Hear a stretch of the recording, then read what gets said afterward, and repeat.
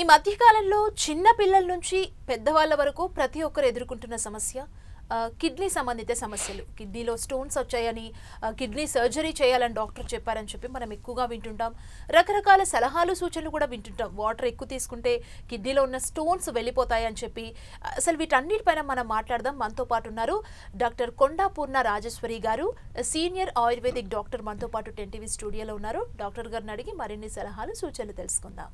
Hello doctor. Hello అమ్మ.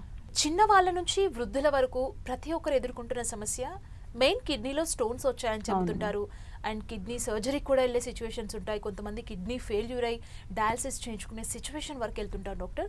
So ఈ సమస్యలు రాకుండా ఉండాలంటే ఆయుర్వేదిక్లో ఉన్న బెస్ట్ టిప్స్ ఏంటి? మీ దగ్గర ఉన్న చికిత్సా విధానాలు తెలియజేస్తారా? అలానమ్మా. కిడ్నీస్ అనేవి మనకి విసర్జక వ్యవస్థ అంటాం. అంటే శరీరంలో ఏంటంటే మనకి రక్తానికి సంబంధించిన మంచి రక్తం తయారు చేయడం, రక్తాన్ని బయటికి సర్క్యులేషన్ పంపించడం అనేది మనకి లంగ్స్, హార్ట్ పనిచేస్తాయి. అంటే లంగ్స్లోనేమో శుద్ధి జరుగుతుంది, రక్తంలో ఉన్న చెడంతా మలినాలన్నీ బయటకు వెళ్ళిపోవడం. ఆ తయారై వచ్చిన దాన్ని అంతా కూడా హార్ట్, గుండె, శరీరం అంతా సర్క్యులేషన్ పంపిస్తుంది. అలాగే మన డైజెస్టివ్ ట్రాక్ట్ అంతా కూడా లివర్ మెయిన్గా ఉంటుంది అనమాట. స్టమక్ అండ్ లివర్ మనకు డైజెస్ట్ తిన్నది ఆహారం అంతా కూడా కైల్ ఫామ్లో తయారయ్యి అలాగే దాన్ని రక్తం కింద మార్చడానికి మనకి లివర్ మెయిన్గా రైట్ సైడ్ ఉంటుంది, పెద్ద ఆర్గాన్. సో అవన్నీ అవి చేసుకుంటే తర్వాత మూడోది ఏంటంటే విసర్జక వ్యవస్థ. విసర్జక వ్యవస్థలో మెయిన్గా మనకి యూరినరీ ట్రాక్ట్కి సంబంధించిందంతా కూడా కిడ్నీస్ మెయిన్ అనమాట.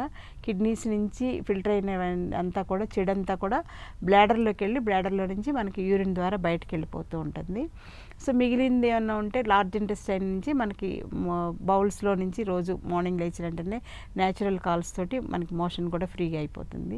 అలాగే మనకి చెమట పట్టి బయటికి అంత బయటికి వెళ్ళడానికి చర్మం కూడా స్వేద గ్రంథుల ద్వారా పనికిరాని మలినాలను బయటికి పంపిస్తాయి. సో మనకి భగవంతుడు ఏంటంటే 3 రకాలుగా అవి బయటికి వెళ్ళిపోయేలాగా చేశాడు. స్వెట్ రూపంలో కానీ, యూరిన్ రూపంలో కానీ, మోషన్ రూపంలో కానీ. లేడీస్కి అయితే గైనిక్ బ్లీడింగ్ కూడా వేసుకోవాలి. సో ఇలాగా మనకి విసర్జక అవయవాలు ఎక్కువ ఉన్నాయి శరీరంలో. మీరు గమనించండి. అంటే మనం తిన్నది డైజెస్ట్ అవ్వడానికి లివర్ ఒకటి పనిచేస్తే, మెయిన్గా లివర్ ఒకటి పనిచేస్తే సరిపోతుంది.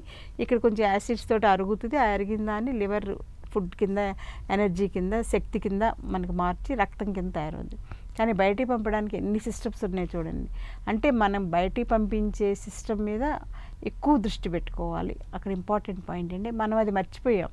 నేను తింటున్నాను, హిమోగ్లోబిన్ బాగుండేలాగా, ప్రోటీన్స్ బాగుండేలాగా, ఐరన్ బాగుండేలాగా, కాల్షియం బాగుండేలాగా అన్నీ అలా లెక్కలేసుకుని అవే తింటున్నాం, వాటి గురించి ఆలోచిస్తున్నాం.